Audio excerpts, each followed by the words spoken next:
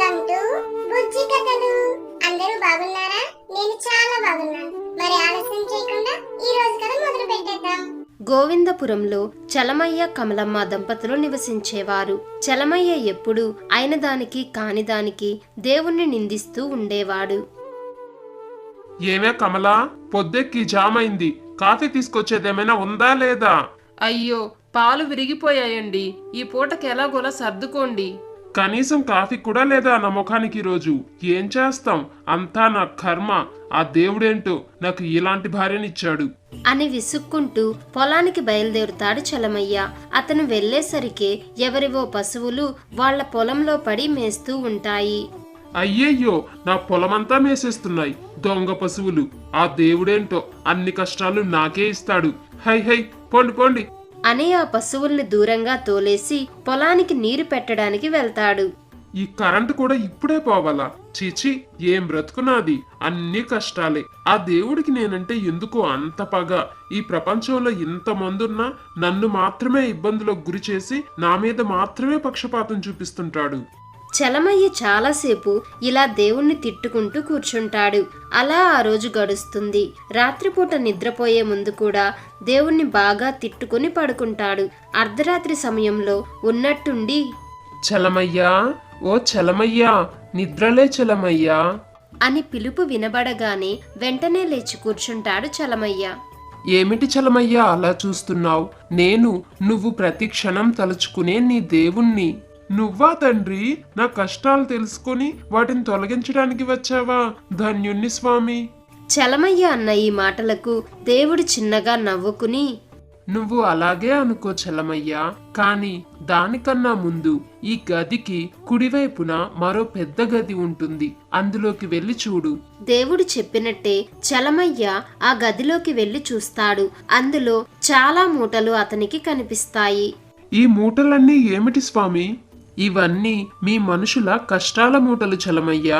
వాటిలో ఏ మూటైతే బాగా బరువుగా ఉంటుందో దానికి చెందిన వారికి చాలా ఎక్కువ కష్టాలున్నట్టు, అలాగే ఏ మూటైతే తేలిగ్గా ఉంటుందో వారికి తక్కువ కష్టాలున్నట్టు. అలా అయితే నేను వెళ్ళి బాగా తేలిగ్గా ఉండే మూటను తీసుకుంటే నా కష్టాలు కూడా తగ్గిపోతాయి కదా స్వామి. బాగానే అర్థం చేసుకున్నావు. ఇక ఆలస్యం ఎందుకు, వెళ్ళి తేలికైన మూటను తెచ్చుకో. వెంటనే చలమయ్య ముందుకు వెళ్లి ఒక మూటను చేతికి తీసుకుని, ఇది చాలా బరువుగా ఉంది, ఇది వద్దులే, అది చూద్దాం అనుకుని అతను దాన్ని పక్కకు పెట్టి మరో మూటను తీసుకుంటాడు. ఇది బరువుగానే ఉంది, ఇంకోటి చూద్దాం. అలా అనుకుంటూ చలమయ్య చాలా మూటలు పట్టుకుంటాడు.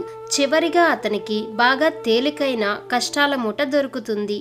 ఏం చలమయ్యా, తేలికైన మూట దొరికిందా? అవును స్వామి, ఇదే ఇక్కడున్న వాటన్నింటిలోకెల్లా చాలా తేలిగ్గా ఉంది. ఇక నా కష్టాలన్నీ తగ్గిపోయినట్టే కదా స్వామి.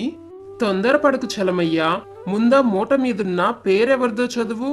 అలాగే స్వామి అని సంతోషంగా మూట వెనక భాగంలో ఉన్న పేరును చూసి ఆశ్చర్యపోతాడు చలమయ్య. రేగడి చలమయ్య, ఇదేంటి స్వామి, దీనిపై నా పేరుంది? ముందే చెప్పాను కదా చలమయ్య, మూట బరువుని బట్టే కష్టాలుంటాయని. అంటే స్వామి, ఈ ప్రపంచంలో అందరికన్నా తక్కువ కష్టాలున్నది నాకేనా? మరంతే కదా చలమయ్య, ఈ లోకంలో ఎవరికి వారు అందరికన్నా తమకే కష్టాలెక్కువ అనే భ్రమలో బతుకుతూ ఎప్పుడూ కుమిలిపోతూ ఉంటారు. ఎవరికి తగ్గ కష్టాలు వారికి ఉంటాయన్న విషయాన్ని అర్థం చేసుకోరు. ఈ భూమి మీద అసలు సమస్యలు లేని మనిషే లేడు.